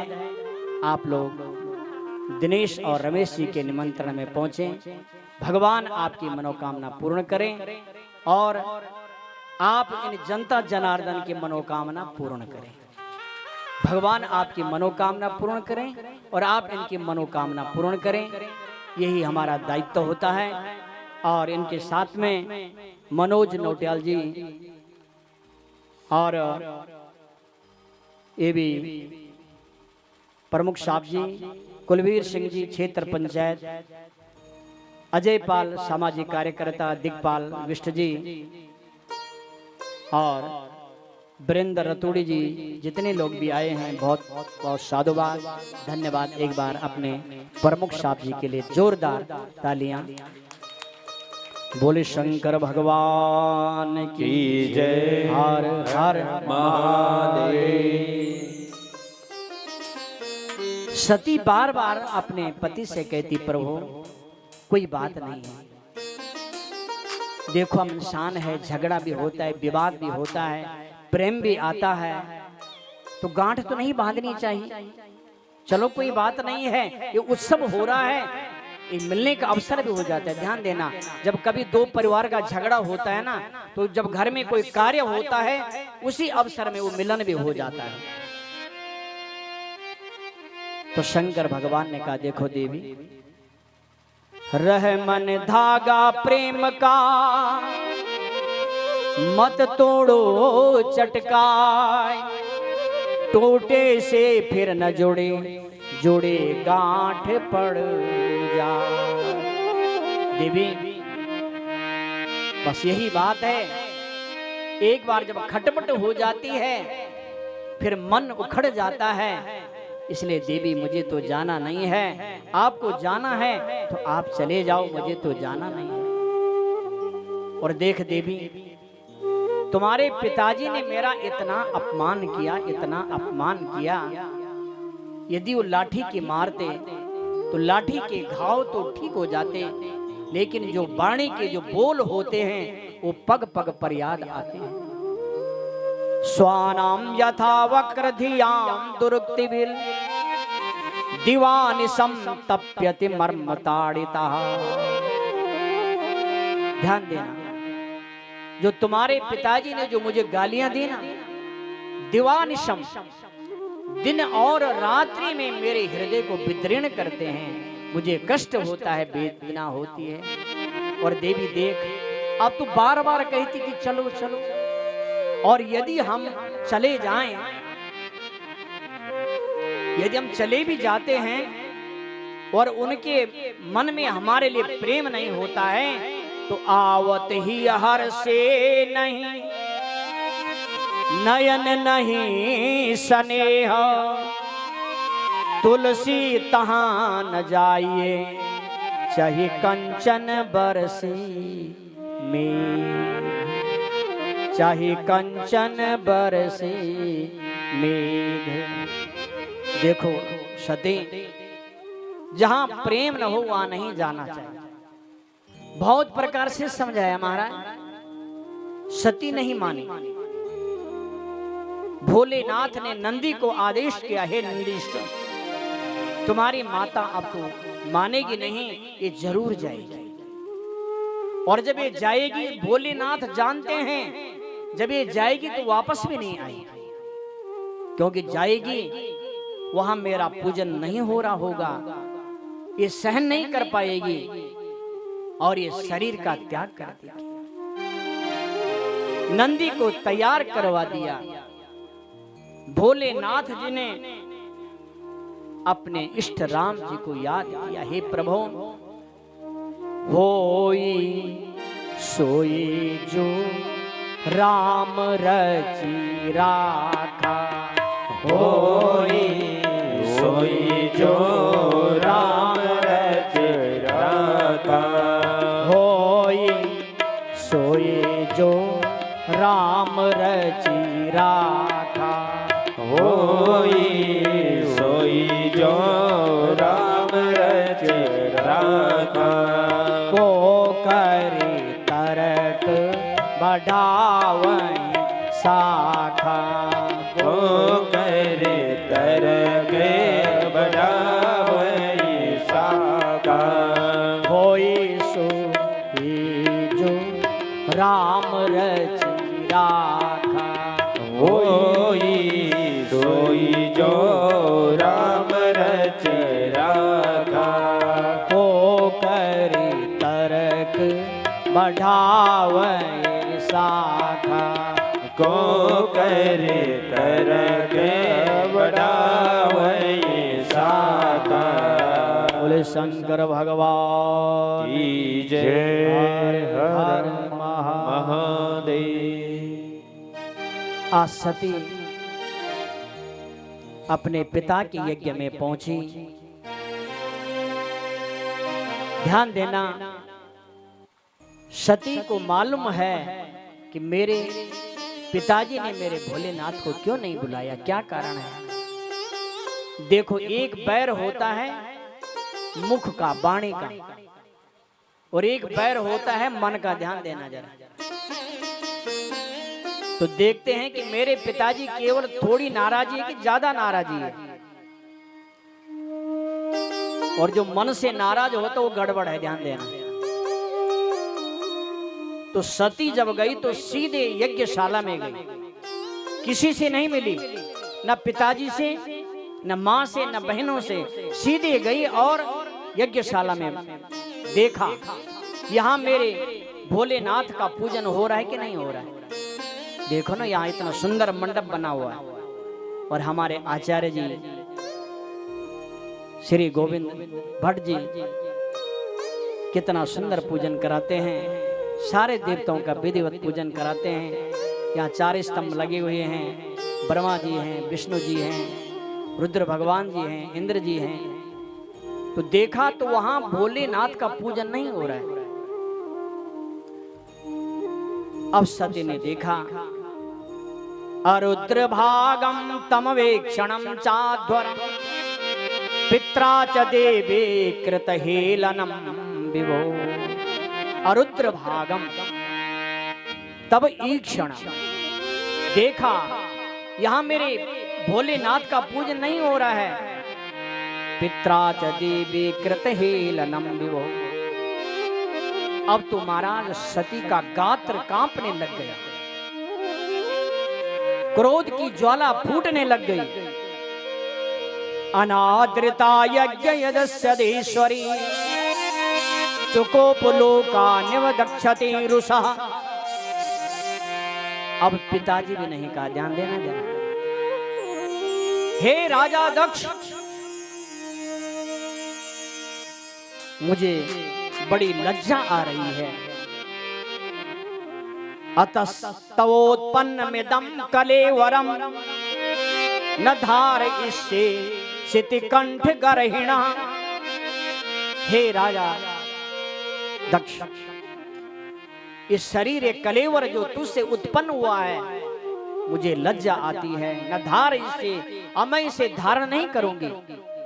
आज मैं इस शरीर को भस्म कर दूंगी, क्योंकि यदि मैं दोबारा इस शरीर को लेकर के भोलेनाथ के सामने चली जाऊंगी तो पहली बात तो किस मुख से जाऊंगी, और दूसरी बात वो तो भोलेनाथ है, वो तो क्षमा कर देंगे मुझे पता है। लेकिन यदि वो कभी उन्होंने ऐसा बोल दिया, हे दाक्षायणी, तो महाराज उनके मुख से तुम्हारा नाम लेना ये भी उचित नहीं होगा। उसी समय मां सती ने महाराज क्रोध की अग्नि में आकर के और दाहिने पांव के अंगूठी से योग साधना से योग अग्नि प्रज्वलित की महाराज, और ददर्श देहु हत कलमसा सती सद्य प्रज्वल समाधि अग्नि नहा, और उस अग्नि में समाप्त हो गई सती। बोलिए शंकर भगवान की जय। हर हर महादेव। सती ने अपना शरीर विध्वंस कर दिया। महाराज भगवान शंकर को मालूम हो गया नारद जी के द्वारा। भगवान भोलेनाथ क्रोध में आ गए और अपने सिर से एक बाल उखाड़ा, वीरभद्र को प्रकट किया। बोले वीरभद्र भगवान की जय। दोनों हाथ जोड़ करके महाराज वीरभद्र खड़ा हो गया। तम किम करोमीति ग्रंथमाहम बदांजलिम भगवान भूतनाथा। हे प्रभु, मुझे आदेश दीजिए, मुझे क्या करना है। भोलेनाथ ने कहा, हे वीरभद्र, जाओ, तुम्हारा कल्याण हो। भद्र मने कल्याण हो तुम्हारा। जाओ, आदेश है, दक्षम स यज्ञम जहि मत भटानाम तमग्रणी रुद्र भटान सको में। जाओ और दक्ष का यज्ञ विध्वंस कर दो। और वीरभद्र अपनी पूरी सेना को लेकर के महाराज गए और सारे यज्ञ कुंड को घेर करके महाराज सारा यज्ञ नष्ट हो गया। बोले शंकर भगवान की जय। वीरभद्र गया, जो मुख्य यजमान था दक्ष महाराज जी, उसका सिर धड़ से अलग कर दिया। मुख्य यजमान ही महाराज समाप्त हो गए। ध्यान दीजिएगा, आप यज्ञ करवाते हैं, अनुष्ठान करवाते हैं, और यदि आपके मन में श्रद्धा नहीं है, भावना नहीं है, और आप अहंकार से यज्ञ करते हैं, आपका यज्ञ कभी फलीभूत नहीं होगा। समझ रहे हैं? दक्ष ने यज्ञ किया, लेकिन वो यज्ञ अहंकार से किया, और अहंकार से किया हुआ यज्ञ कभी सफल नहीं होता है। दक्ष पर महाराज बिना सिर का यजमान सारे लोग भोलेनाथ के पास गए, भोलेनाथ को मनाया, और भोलेनाथ जी क्षणम रुष्टम क्षणम तुष्ट, भगवान जल्दी प्रसन्न हो जाते हैं। और दोबारा दक्ष के सिर पर बकरे का मुख लगाया। ध्यान देना, क्या लगाया? बकरे का मुख लगाया। और महाराज वहां पर एक भृगु ऋषि थे, जब भगवान शंकर का अपमान हो रहा था, वो दाढ़ियों पर जो है महाराज बार बार ताव दे रहे थे, उनकी दाढ़ी भी नोची गई। लेकिन उनको महाराज का आप बिना दाढ़ी का काम करो। और पूखा देवता थे जिनके दांत तोड़े गए, उनको कहा कि आप सत्तू घोल घोल करके पियो। भग देवता के आंख फोड़े गए थे, उनको कहा महाराज आप मित्र की दृष्टि से देखें। इस प्रकार से महाराज पुनः जो है यज्ञ की पुनरावृत्ति हुई। और भोलेनाथ अपने दामाद से कहा, दामाद जी आपके मन में इस प्रकार से शंकर भगवान जी कह रहे हैं, ससुर जी आपसे गलती हो गई थी, इसलिए मैंने आपको प्रणाम नहीं किया, यही कारण था, इसलिए आप भटक जाते। दक्ष ने भगवान की बड़ी सुंदर स्तुति की। भूयान अनुग्रहो अहो भवता कृतो में दंडस्तोयामतिभृतो यद्यपि प्रलब्धा न ब्रह्म बंधुश्च न वाम भगवन् नवज्ञः तोभ्यम हरेश कुतैव घृत प्रदेशु। हे प्रभु, आपने मेरे ऊपर भूयान अनुग्रह, आपने मेरे ऊपर बहुत बड़ी कृपा की है, क्योंकि मैं उदंड हो गया था, ध्यान देना, इसलिए आपने दंड दे करके मेरी मति को, मेरी बुद्धि को ठीक कर दिया। अनेक प्रकार से भगवान की स्तुति की और भोलेनाथ ने क्षमा कर दिया। बोले शंकर भगवान की जय। हर हर महादेव। आइए, समय अपनी सीमा की ओर जा रहा है। अपनी वाणी को विराम देते हुए और इसके बाद आरती, आरती के बाद प्रसाद, प्रसाद के बाद भंडारा। कल भगवान कृष्ण का प्राकट्य दिवस है और सभी लोग सज धज करके आएंगे, पीले पीले वस्त्र पहन करके आएंगे। अपने घर से माखन, मिश्री, भगवान के लिए खिलौने, जो भी आपके पास हो वो ले आना और कल अधिक से अधिक संख्या में आए। देखो, यदि आप रिश्तेदारी में नहीं जा सकते हैं तो किसी के जन्मदिन पे जाते हैं, किसी के शादी में जाते हैं, भागवत में जाते हैं। तो कल हमारे भगवान कृष्ण का प्राकट्य दिवस है, जन्म दिवस की कथा है, तो सब लोग सज धज करके आएंगे। हमारे रतुड़ जी छोटा सा भजन, उसके बाद आरती। बोल शंकर भगवान। दिनेश जी जल्दी से जल्दी आ जाएं। बोल शंकर भगवान की जय। शिव जी कैलाश नंदन गौरा का गेले, शिव जी कैलाश नंदन गौरा का गेले माँ। ओ शिव जी कैलाश नंदन।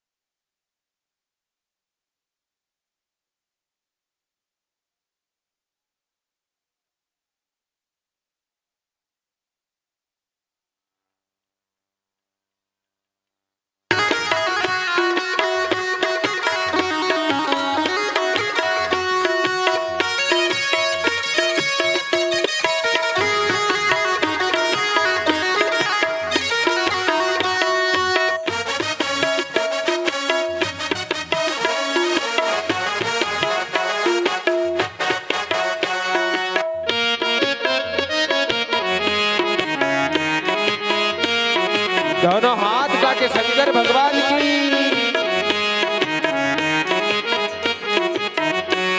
ए डम डम डमरू बजुनन तालीम की सेवा करते हो सभी लोग।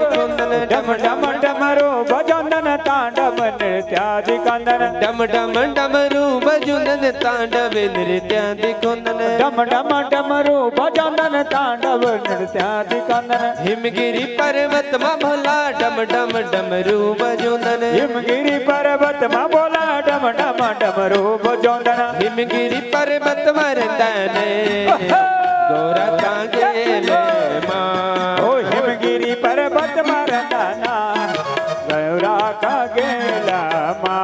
आहा शिव जी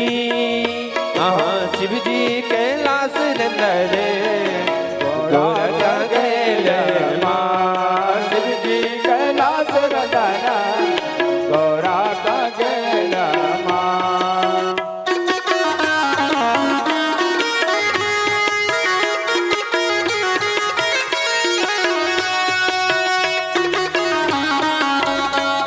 पीछे वाले में दोनों हाथ उठा के शंकर भगवान की।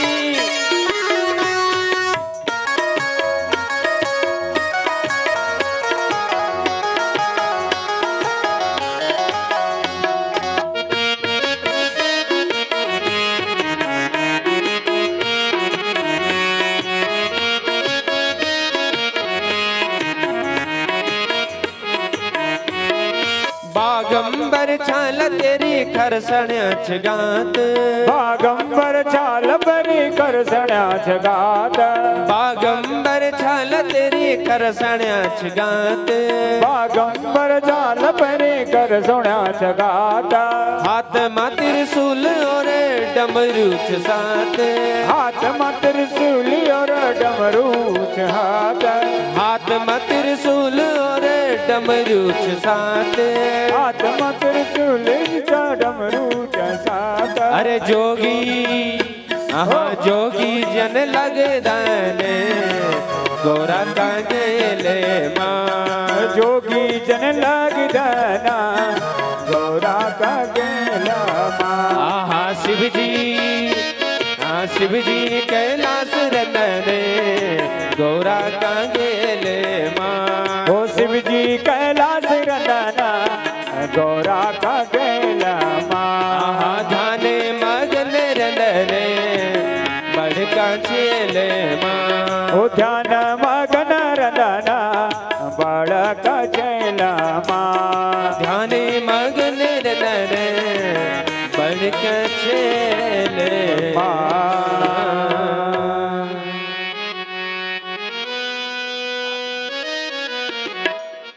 ओम चंद्रमा मनसोर्जा चक्षसो सूर्यो अजायता श्रोत्रम द्वायस्य प्राणस्य मुखा दग्निर्जायत।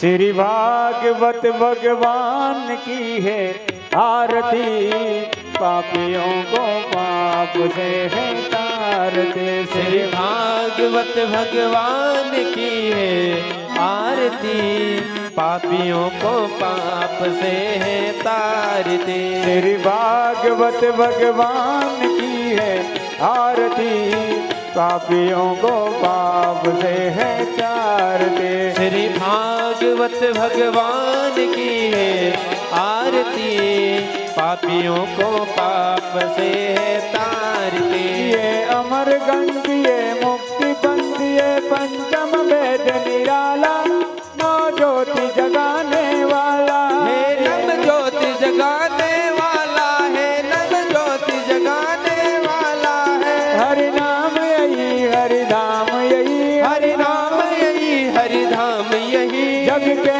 मंगल के आरती पापियों को पाप से है तारते। श्री भागवत भगवान की है आरती पापियों को पाप से है तारते। ये सांगीत पावन पुनीत पापों को मिटाने वाला हरि दरस कराने वाला हे हरि दर्श कराने वाला है। हरि दर्श कराने वाला है। ये सुख करनी ये दुख हरनी ये सुख करनी ये दुख हरनी मधुसूदन की आरती पापियों को पाप से है तारते। श्री भागवत भगवान की है आरती, पापियों को पाप से है तारती। ये मधुर बोल सतपंथ बोल सन्मार्ग दिखाने वाला, बिगड़ी को बनाने वाला हे बिगड़ी को बनाने वाला है, बिगड़ी को बनाने वाला है। श्री राम यही घनश्याम यही, श्री राम यही घनश्याम यही, प्रभु की महिमा की आरती, पापियों को पाप से है तारते। श्री भागवत भगवान की है आरती, पापियों को पाप से है तारती। श्री भागवत भगवान की है आरती, पापियों को पाप से है तारते। श्री भागवत भगवान की है आरती, पापियों को पाप से तारती। कर्पूर गौरम करुणावतारम, संसार सारं भुजगेन्द्रहारं, सदा वसन्तं हृदयारविन्दे, भवो भवानी सहितं नमामि। त्वमेव माता च पिता त्वमेव,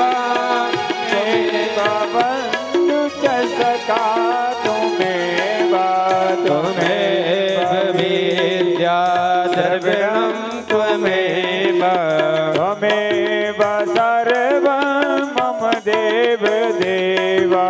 देवी प्रपन्नात् हरे प्रसीद, प्रसीद माता जगतोऽखिलस्य, हरसिद्ध विश्वेश्वर पाहि विश्वम्, त्वमेश्वरी देवी चराचरस्य,